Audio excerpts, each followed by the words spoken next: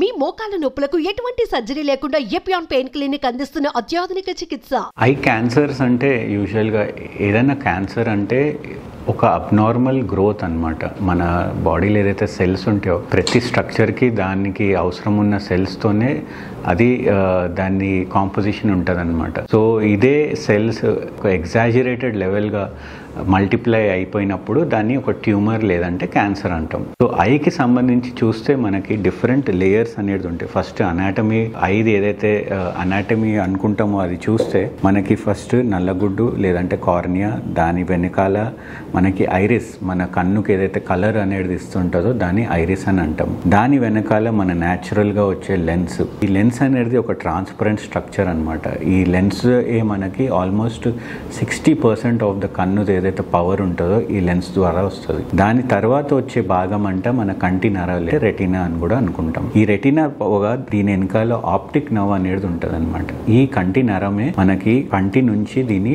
Brain కి సంబంధం ఉంటుంది అనమాట. విజన్ అనేది మనకి రిలే చేయడము ఈ కంటి ఆప్టిక్ నర్వ్ కానీ అవుతుంటది. సో ఇది మన కంటిది షేప్ లేదంటే దీని స్ట్రక్చర్స్ ఆఫ్ ది ఐ. దీని పైగా మనకి క్యాన్సర్స్ అనేది ఏ లేయర్లైనా మనకి రావచ్చు. బయట కంటి రెప్పలకి చూస్తే స్క్వామస్ పాపిలోమా లేదంటే వేరే వేరే మెలనోమా అలాంటి క్యాన్సర్స్ మన కంటి రెప్పలకు చూస్తాం. ఈ క్యాన్సర్స్ లో ఏంటంటే 2 టైప్స్ ఉంటాయి. ఒకటి కార్సినోమా లేదంటే బినైన్ ట్యూమర్స్. ట్యూమర్స్ అయిన వచ్చినప్పుడు ఇవి జస్ట్ ఒక గ్రోత్ లాగా ఒక గడ్డలాగా రావడంతో ఉంటుంది. ఇది ఎలా వస్తుందో మనం దీన్ని జస్ట్ సింపుల్గా సర్జికల్గా రిమూవ్ చేస్తే, ఎక్సిజన్ చేస్తే సరిపోతుంటుంది. కార్సినోమా అనేది కొంచెం సీరియస్ కండిషన్స్ అనమాట. ఇది ఒకటే ప్లేస్లో కాకుండా డిఫరెంట్ ఏరియాస్లో మెటాస్టటైజ్ అంటే స్ప్రెడ్ కావడం చూస్తుంటాం. సో కార్సినోమా లాంటి క్యాన్సర్స్ వచ్చినప్పుడే మనకి దీనికి సర్జికలే కాకుండా రేడియోథెరపీ, కీమోథెరపీ, బ్రాకీథెరపీ అనేది వేరే వేరే ట్రీట్మెంట్ కూడా అవసరం ఉంటుంటుంది.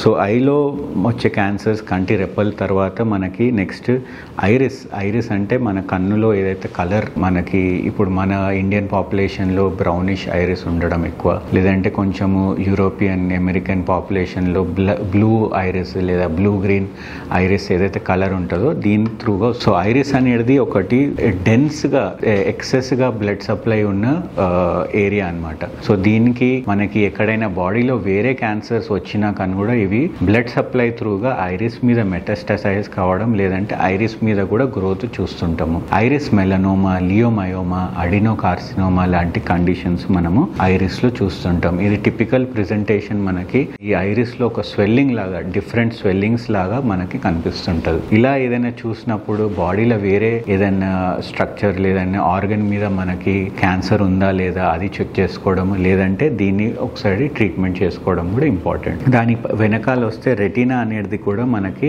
మన కన్నులో ఒక రిచ్ గా బ్లడ్ సప్లై ఉన్న స్ట్రక్చర్ అనమాట. ఇది కంటి విజన్ కే కానీ చాలా ఇంపార్టెంట్. చిన్న పిల్లల్లో, బేబీస్ లో మనం చూసేది ఒక వెరీ సీరియస్ కండిషన్ రెటినోబ్లాస్టోమా అంటాం. దీని వైట్ రిఫ్లెక్స్ అని కూడా అంటారు అనమాట.